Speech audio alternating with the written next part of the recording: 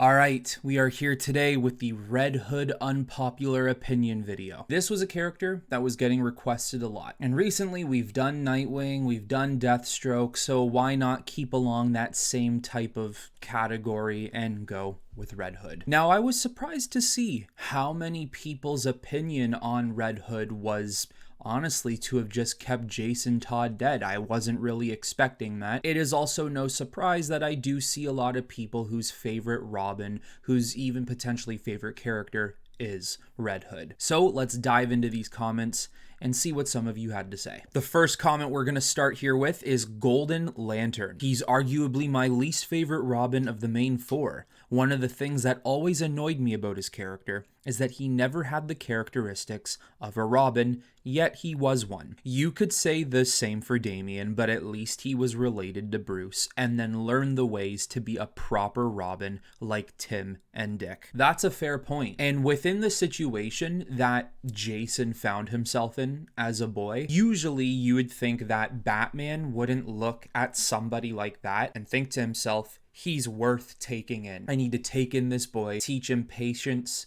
discipline, teach him all I know, make him a Robin. In a lot of ways, Jason is opposite to who a lot of the other people part of the Bat family have been. Of course, like you said here, the one outlier is Damian Wayne, but there are a couple of exceptions to that. Like you said, considering Damian is Bruce's son, and pretty much the fact that Damian was basically thrown at his feet to train him in his ways and teach him things that maybe Talia or Roz couldn't. As for being your least favorite Robin, I know there are a ton of people who would disagree with you on that, but that's not something I would fight you on. I think he is an infinitely better Robin than Damian Wayne. I really just do not like the character of Damian in any way. Although I do believe his persona as Red Hood is far superior to his time as Robin. RhinoMachinima. Jason's character and personality gets nerfed when he is just another member of the Bat family. He and Bruce should have a Punisher and Daredevil relationship rather than the bad son,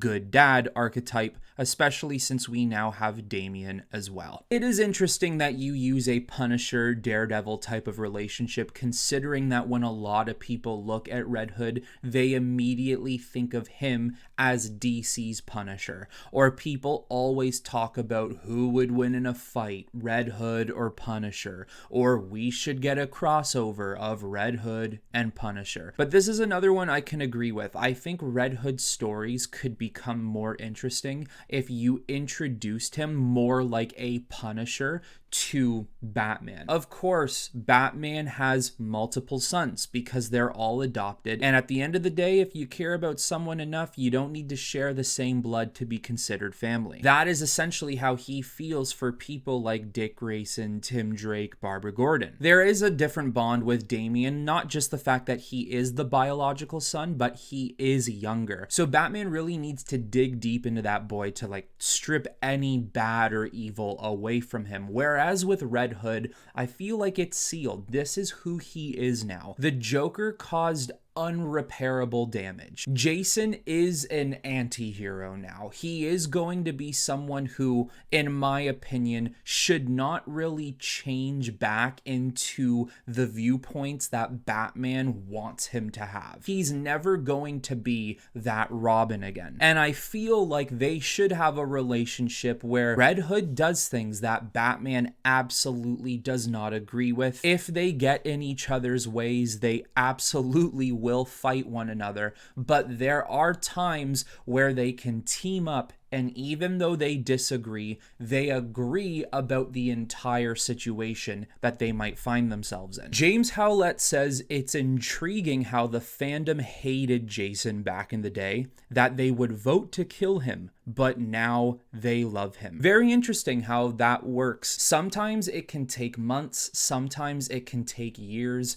sometimes it can take a generation for you to finally get used to something, a character, a storyline, and it grows on you. I feel like I would be the exact same way with Damian. If they put up an online poll or a call-in poll like they had to do, and you got to choose, will Damian die? You could bet your ass right now now, I would click yes on Damien. I wouldn't even blink. And I guess how a lot of people maybe felt about Jason back then is how I feel about Damien today. But no matter what, whether you feel as if Jason should have stayed dead or you like that Jason came back to life, I think the one thing we can all agree with is that Jason did become a better character the minute he became Red Hood rather than his Robin. Josiah the Brain says, I know I'm in the minority on this, but I think they should either keep him dead or make him a villain, because I don't buy Batman and the rest of the heroes forgiving him for what he did.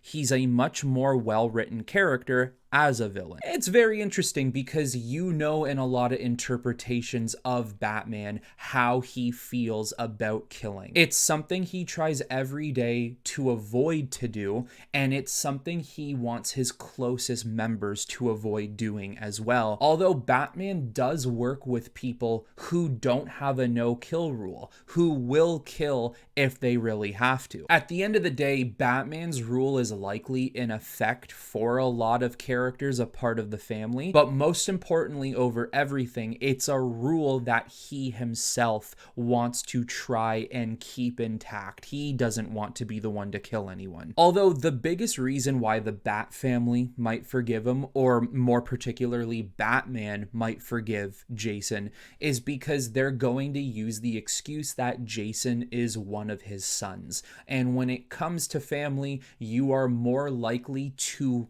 look over or set aside some of your differences or wrongdoings. Batman, of course, is still smart enough to know that Jason can't keep getting away with this, so he needs to try and reform him. But that's why he would let Jason get away with what he's done over someone else getting away with what he's done, because family is very important. And I'm not saying I agree or disagree with that. I'm just saying that's probably what a lot of comic book writers think when they write stories like that. Cade Cape says, a lot of people are saying to keep him out of the Bat family or Gotham so he can be an outlaw. I disagree.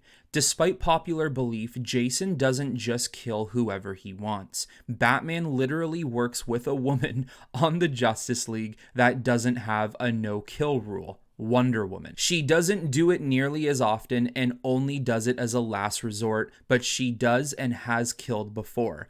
I see no reason why Bruce would be incapable of working with Jason as long as Jason only kills as a last resort for people that truly deserve it. Plus, a lot of his most interesting character dynamics and relationships are in Gotham. It also gives Jason a chance to grow up a bit. Red Hood, Wonder Woman, and beyond. In the world of comic books, whether it be reading comics, watching animation, playing the video games, watching the movies, I personally have gotten to the point where I have done this and seen things and experienced things long enough where I no longer care about a no-kill rule. I no longer hold up that no-kill rule to the standard a lot of people hold it at nowadays. I will not cry over comic book accuracy and the destruction of a beloved character because one pathetic criminal was killed in battle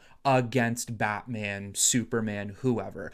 I do not care about that stuff anymore. And that's why I completely agree with this comment. I'm not saying that these heroes should become flat out killers, but I am okay when heroes have to take that drastic step and kill somebody if it is a last resort. Also, when you are dealing with a woman like Wonder Woman, she comes from a land of women who are literally trained to kill. Because the video is about Red Hood, look what he's had to go through. Just the worst type of torture and brutalization from the Joker. He literally is brainwashed into believing that Batman never cared for him. He comes back through the Lazarus pit and decides that, yeah, he's not going to be a full-on villain attacking other heroes, but he's going to do the hard things that maybe heroes do not have the stomach to do. And that's why when Jason shoots a crime boss through the head, he doesn't feel any remorse for that person because that person would have done the exact same thing to any regular Joe and wouldn't have felt remorse themselves. Jason is literally the epitome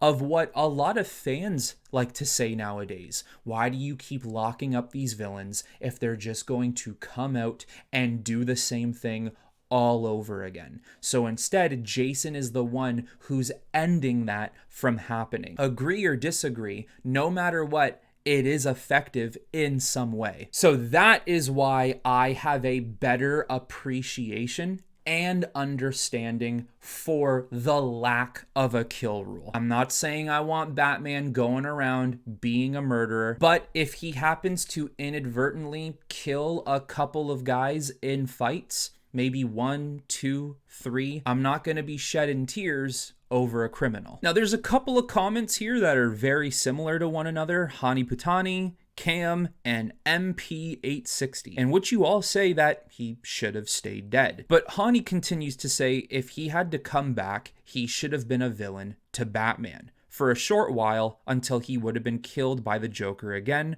or Ra's al Ghul to never return. So I'm actually surprised to see how many people do not like to see Jason Todd back, which means you don't get Red Hood. So there's kind of a payoff. Maybe you don't want him back, but you like Red Hood, so you just take the best possible outcome from it. But then there are some people who just do not care for Red Hood at all. So I think the problem would be you killed him to bring him back, to just kill him again. And knowing in the comic book world, you're just going to bring him back again. So he would have died, came back, died officially, just to come back. No one stays dead in the comic books. They don't ever keep people dead. Ever.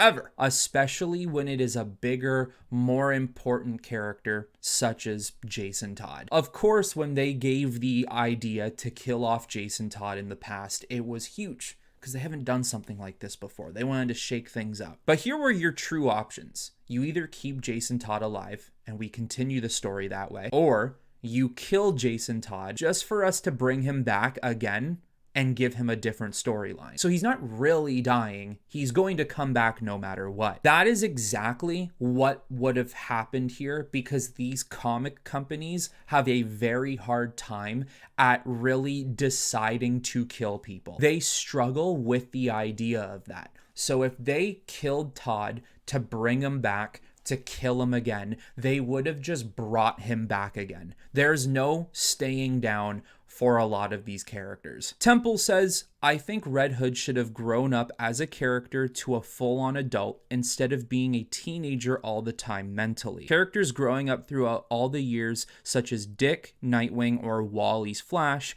are great examples of why characters should grow up from teenagers into adults throughout the years. You can also make more stories about Red Hood being an adult if you make him into an adult in the main continuity instead of doing stories with him being a teenager all the time. I would assume Jason, after coming back from the dead, becoming Red Hood in majority of stories, is around 20 to 23 years old. But it is true in a lot of interpretations we see of him, he still has that teenager mentality where he is like, I don't need anyone's help. I can do this on my own. You just don't understand me.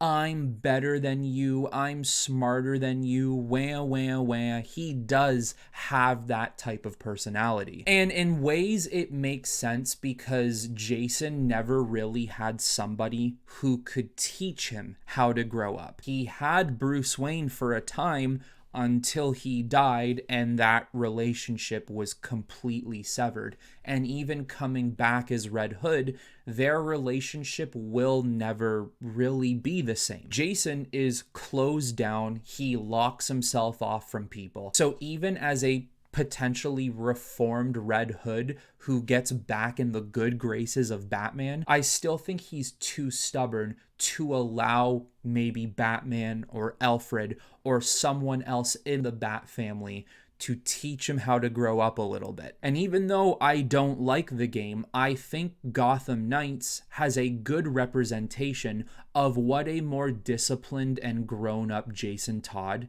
could actually look and act like. Now, here's my bold opinion on Red Hood. I think when you follow the history of Red Hood's relationship with Batman and the Bat family in some sort of continuity, over the years, there can be a time where maybe he views himself as a reformed member of the Bat family, but it just can't stick. He's too different. He's too much of a hardened character to exist in that setting. There are going to be times over history where Batman and Jason will be at each other's throats and where they actually agree to work with one another. There are going to be times where Red Hood is seen on the good side of things and the bad side of things. What I think is in a particular storyline for Batman Beyond, Red Hood should be the Deathstroke figure to Terry McGinnis. Red Hood should be aged maybe somewhere in his 50s or 60s. Maybe even he himself has taken some sort of Slade Wilson serum, or maybe the Lazarus Pit did something to him to maybe make him live longer and be stronger, or maybe he still utilizes pieces of the Lazarus Pit in the future. But essentially, something happened between Batman and Jason where it completely severed the relationship in every single way. And Jason basically takes it upon himself to toy with the next Batman. And I think it would be really interesting to see Jason take on that Deathstroke persona and to take out his misfortunes and maybe even some of his jealousies on the next generation of a younger Batman. But there you go, everyone. Those are the unpopular opinions on the character of Red Hood. As per usual, everyone, if you didn't get the chance to post your unpopular opinions in the community post, you can now do it in the comments below. And as always, make sure you guys keep an eye on the community post to see who the next unpopular opinion character is going to be. That is all I have for you on this one, everyone. Hope you all enjoyed the video, and until next time, I will talk to you all very soon.